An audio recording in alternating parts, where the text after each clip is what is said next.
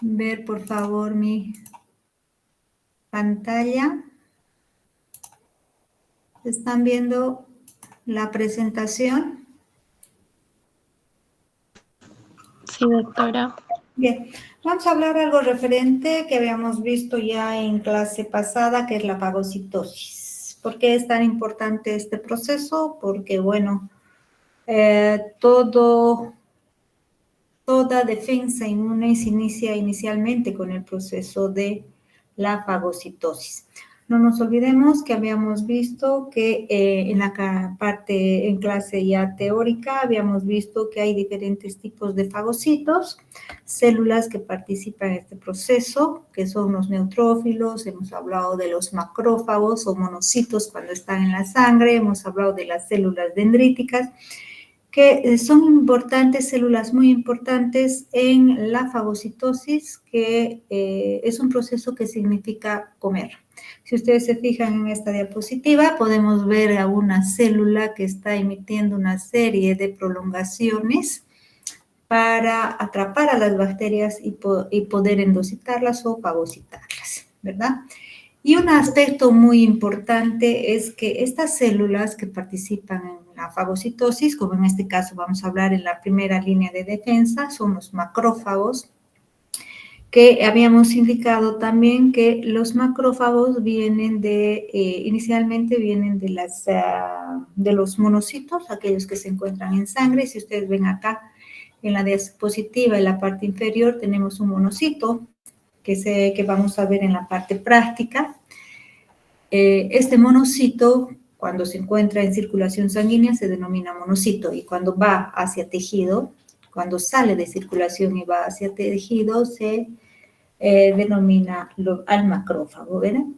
Entonces, estos macrófagos tienen ciertos receptores, que también hemos visto en la parte teórica, que son muy importantes para reconocer a ciertas moléculas que tienen los microorganismos, ¿verdad? Y entre estos receptores tenemos, por ejemplo, acá un receptor de lipopolisacárido. Ya hemos visto los receptores tipo TOL, que son varios, van variando, receptor TLR1, que hemos visto, ¿se acuerdan? Que son importantes porque reconocen los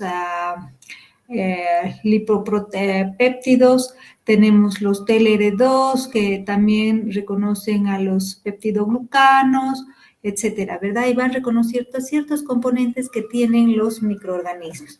Tenemos otros receptores que son, como tenemos aquí, CR1, CR3 y CR4, que son receptores de complemento. Ya les había indicado que el complemento son una serie de proteínas que se denominan proteínas del complemento, que participan y son muy importantes en la respuesta inmune innata. Eso vamos a ver posteriormente. Pero también tenemos receptores de complemento, tenemos receptores de anticuerpos, tenemos receptores de manosa, fucosa y también receptores de detritos. ¿Qué son los receptores de detritos?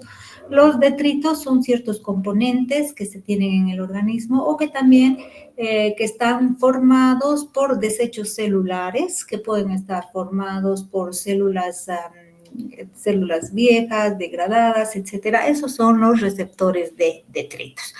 Entonces, entre los fagocitos tenemos los más importantes, el de primera línea de defensa, tenemos a los macrófagos, tenemos también a los neutrófilos y también a las células dendríticas, que siempre están, que también habíamos visto en la parte teórica, que se encuentran como centinelas en los tejidos del organismo, ¿verdad? Y estos tipos de células son las principales células que llevan a cabo este proceso de fagocitosis o de comer. Hemos hablado también que los macrófagos y neutrófilos van a reconocer patógenos. ¿Por qué? Por medio de receptores que tienen en la superficie celular, que son estos que los que había indicado. Sin embargo, también hemos visto que existen diferentes tipos de macrófagos en diferentes partes del organismo, ¿verdad? Y que tienen diferentes denominaciones, ¿sí? Si bien tenemos acá también en esta diapositiva, podemos ver al monocito cuando se encuentra en circulación, y cuando pasa a tejido se denomina macrófago. Fago viene de comer, ¿verdad? Entonces, es algo que va a fagocitar, algo que va a comer, es una célula que va a engullir. Como decía, tenemos diferentes tipos de macrófagos, ¿sí? Y monocitos, de hecho, macrófagos que se denominan diferentes de acuerdo tienen una denominación diferente de acuerdo al tejido en el que se encuentran. Tenemos, por ejemplo, en el hígado se los llama células de Kupffer, en el vaso macrófagos esplénicos, en el sistema nervioso células de la microglia, en el ganglio linfático células dendríticas, en la piel células de Langerhans, en el hueso osteoclastos, en el tejido conectivo histiocitos, en el pulmón tenemos a los macrófagos alveolares, en la placenta, células de Hofbauer, en el riñón se llaman mesengiales, serosas, en las serosas se llaman macrófagos pleurales y peritoneales. Entonces tienen diferentes denominaciones, sin embargo, son los macrófagos. ¿Qué características tienen? Primero, ya habíamos dicho que estos macrófagos, en este caso vamos a hablar podemos hablar de los neutrófilos o de los macrófagos, monocitos que han salido de circulación, vuelvo a reiterar, y que han pasado a tejido. ¿Qué van a hacer? Tienen ciertos receptores que hemos visto acá, estos receptores que sirven para reconocer ciertos componentes que presentan los microorganismos. Y a esos componentes que presentan los microorganismos los habíamos denominado patrones moleculares asociados a patógenos. Ya habíamos indicado que pueden ser los lipopolisacáridos, el peptidoglicano, el zimosan que tienen los hongos, y etcétera. Son componentes específicos importantes, determinantes en la vida de cada uno de los microorganismos. Entonces, esos componentes se denominan PAMPs, es así como un nombre general, patrones moleculares asociados a patógenos, que van a ser reconocidos por estos receptores que tienen los macrófagos. Entonces, al ser reconocidos por estos receptores de las células, entonces, ¿qué van a hacer? Van a reconocer, entonces, por ejemplo, van a producir una serie de pseudópodos, como pueden ver en esta diapositiva, emiten unos pseudópodos que son unas prolongaciones de sus membranas. Van a prolongar sus membranas, van a emitir estos pseudópodos. ¿Para qué finalidad? Con la finalidad de comer, de engullir a los microorganismos, ¿verdad? Y a ese proceso se denomina fagocitosis. Sin embargo, es importante también que recalquemos que hay dos tipos de activación de la fagocitosis. Uno es, ya sea de manera directa, a través de que vamos a reconocer a los PAMPs que tienen los microorganismos a través de los receptores celulares. Entonces van a reconocer esas moléculas específicas en los microorganismos, que es una manera directa. Reconozco esta célula, que es el macrófago, va a reconocer a este componente que tiene el microorganismo, entonces, como lo reconozco, me uno y lo voy a fagocitar, ¿verdad? Sin embargo, hay otra forma que van a activar la fagocitosis, que es de una manera indirecta. Y eso es debido a que existen ciertas proteínas, aquí vamos a ver, por ejemplo, acá, se van a formar ciertas proteínas que van a ir a recubrir al microorganismo. ¿De dónde vienen estas proteínas que van a ir a recubrir al microorganismo? Vienen, por ejemplo, de ciertos componentes de las moléculas del complemento que vamos a ver posteriormente. Entonces, van a ir a recubrir al microorganismo, y a eso se denomina opsonización. ¿Con qué finalidad van a recubrir al microorganismo? Con la finalidad de hacer más apetecible para que sea fagocitado. Es como que cuando nosotros vamos a comer una comida, ¿verdad? Si no le ponemos sal a la comida, nos parece sosa, entonces no es tan rico comer, ¿verdad? Sin embargo, si nosotros a la comida le ponemos sal adecuada, una cantidad adecuada de sal, vemos qué rica está la comida, entonces es apetecible para nosotros porque hemos puesto sal a la comida, es lo mismo. Acá se van a recubrir de ciertos componentes, van a recubrir ciertas proteínas al microorganismo que van a ser más apetecibles para que puedan ser fagocitados por las células fagocíticas. ¿Hasta ahí está claro? Hola. Hola. Sí, doctora. Pregunto, pero recién están prendiendo nuevamente sus cámaras. Qué barbaridad. Chicos, tienen que prender y alisar.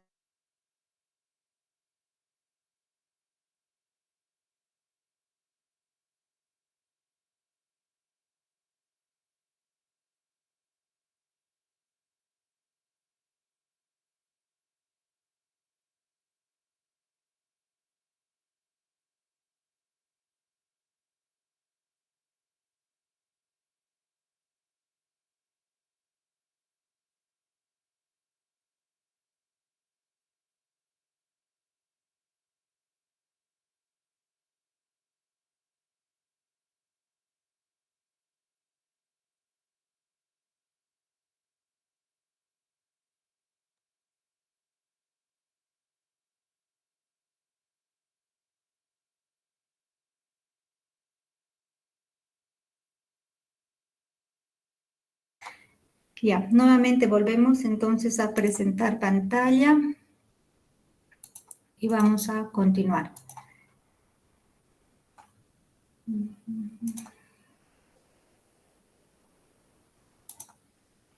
Perfecto. Entonces, ¿qué es lo que sucede en este proceso de migración de los neutrófilos o de los monocitos hacia el tejido?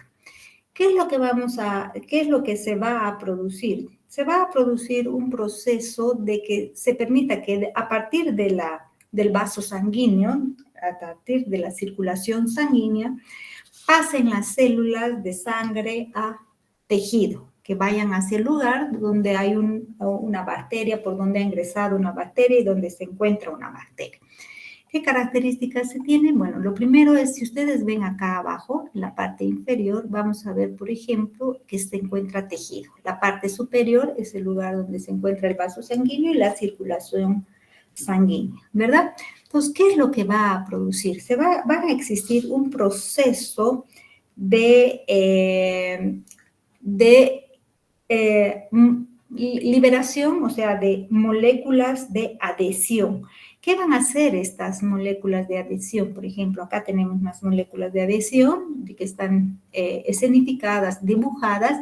¿Qué es lo que van a permitir? Van a permitir que estas células que se encuentran en circulación se adhieran, ¿verdad?, a las células endoteliales, a las células que están en los vasos sanguíneos. A esas células endoteliales van a permitir entonces que las células que están en circulación permita que se adhieran, que se fijen a la pared celular, ¿verdad? Al endotelio vascular, ¿verdad?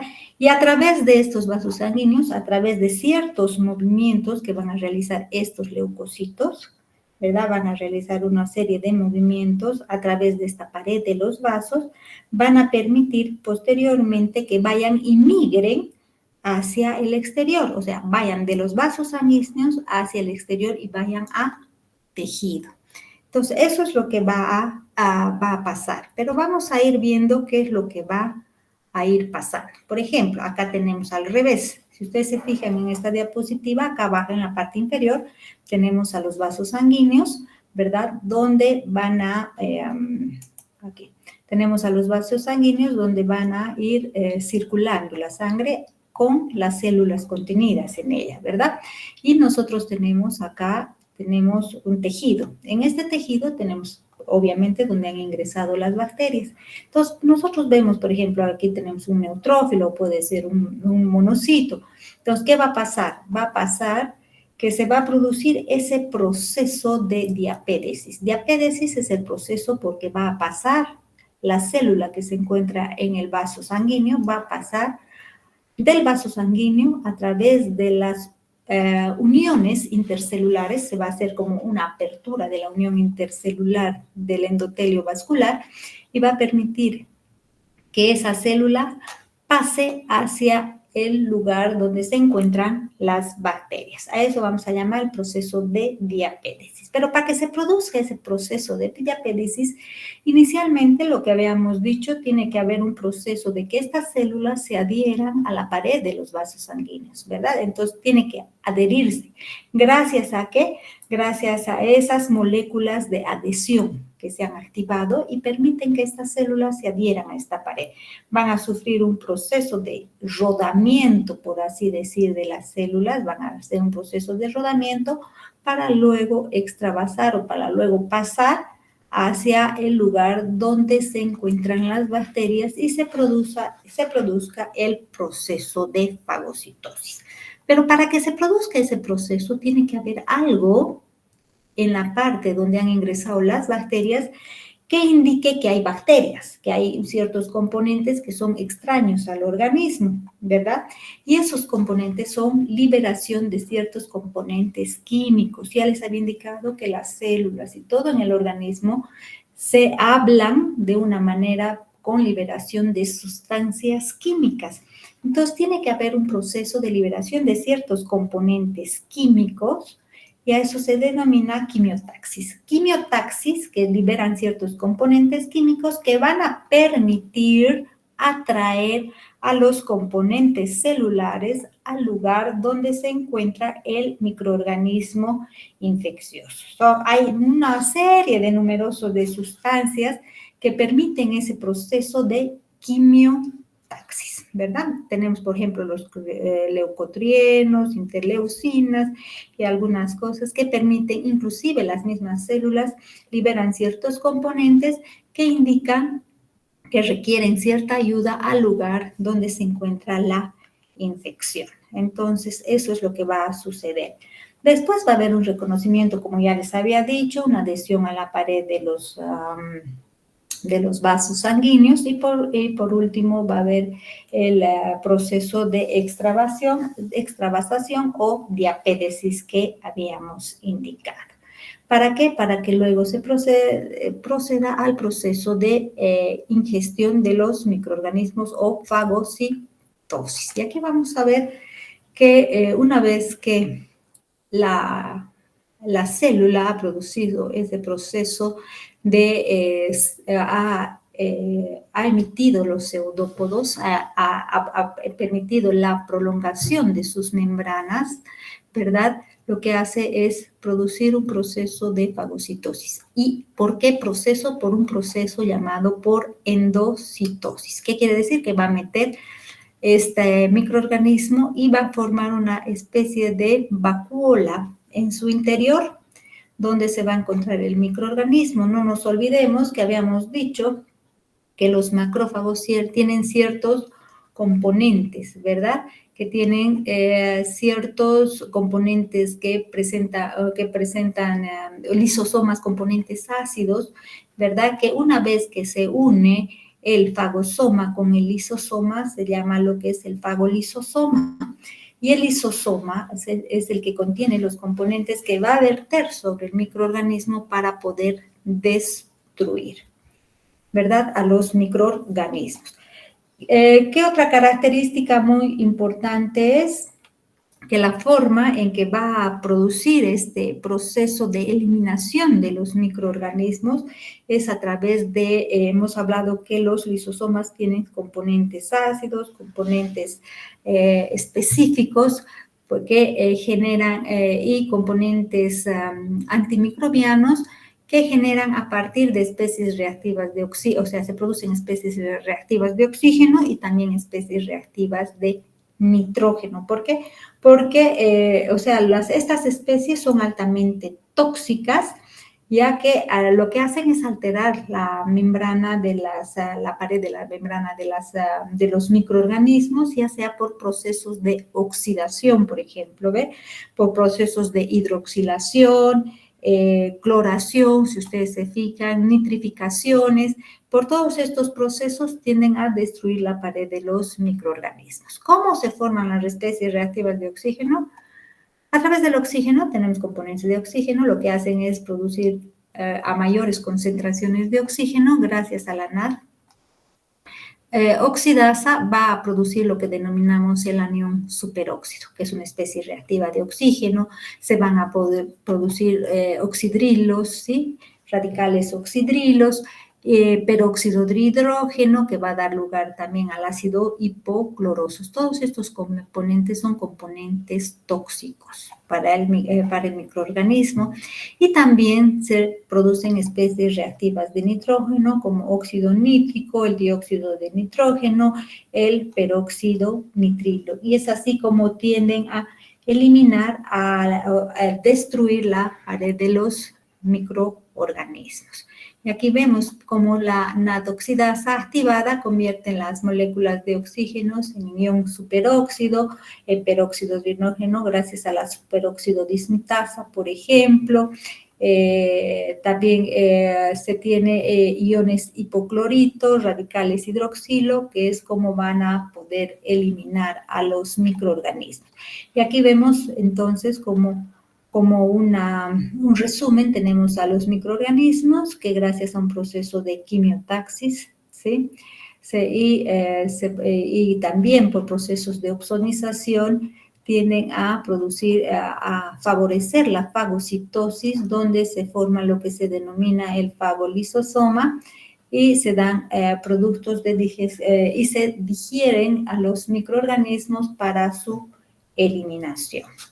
Es una clase bastante corta la que hemos tenido, pero es importante recordarles que este proceso es muy importante, porque gracias a este proceso, con el aumento, por ejemplo, cuando tenemos un aumento elevado del consumo de oxígeno y se producen estos aniones y radicales tóxicos para las bacterias, como son los aniones superóxido, el peróxido de hidrógeno, etcétera, tienen un gran poder oxidante, y es así como tienden a eliminar a los microorganismos, gracias a ese poder oxidante que se tiene.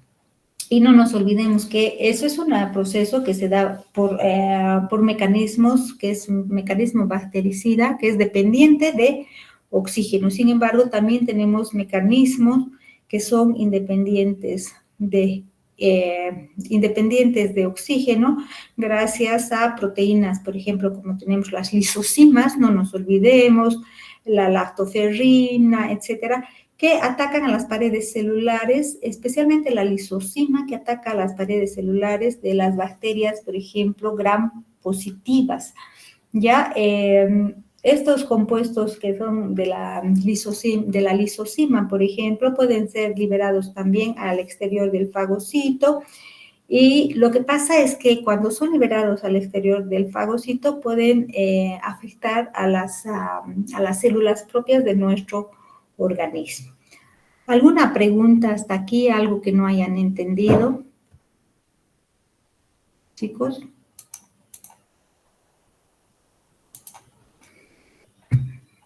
Preguntas, algo que no hayan entendido. Es una clase corta, pero muy, muy importante para que vayamos entendiendo que a partir de acá cómo se realiza el proceso. ¿Por qué? Gracias a la fagocitosis, por un lado, se produce la eliminación de microorganismos. Y por otro lado, vamos a ver, por ejemplo, en el caso de las células dendríticas, se produce la presentación de partes del microorganismo a los linfocitos T. Y al producir la presentación de los microorganismos a los linfocitos T, se inicia lo que se denomina la respuesta inmune adaptativa, que es lo importante también para la eliminación posterior de los microorganismos que ingresan y combatir a los microorganismos que ingresan a nuestro cuerpo. ¿Está entendido hasta aquí cómo se produce el proceso de fagocitosis? Hola, ¿nadie responde? Sí, doctor. ¿Alguna pregunta? ¿No? Si no tiene más preguntas, habremos terminado la clase cortita que tenemos el día de hoy. Voy a subir las diapositivas y algún video más para que puedan ustedes observar y algunas preguntas referentes para que vayan, para que puedan ahondar un poquito más sobre el tema. Y de hecho, bueno, sí voy a ponerles eso y también les voy a mandar algunos videos para que puedan entender cómo es que las células, videos en vivo, para que puedan entender cómo las células producen el proceso de fagocitosis. Si no tienen más, bueno, agradezco su participación en esta clase corta. Lamentablemente no podemos entrar todavía al laboratorio. Pido disculpas, porque el laboratorio de microscopía está ocupado. Lamentablemente solamente tenemos un laboratorio de microscopía que tenemos que repartirnos entre todos los docentes. Entonces, por esta razón estamos adelantando algunos temas hasta que logremos entrar al laboratorio de microscopía para que podamos ver a las células del sistema inmune y ahí puedan tener mayor claridad de cómo es que son la forma y cómo es que son cada una de ellas. Si no tienen más preguntas, agradezco su participación y bueno, nos veríamos la siguiente clase. Gracias. Hasta luego.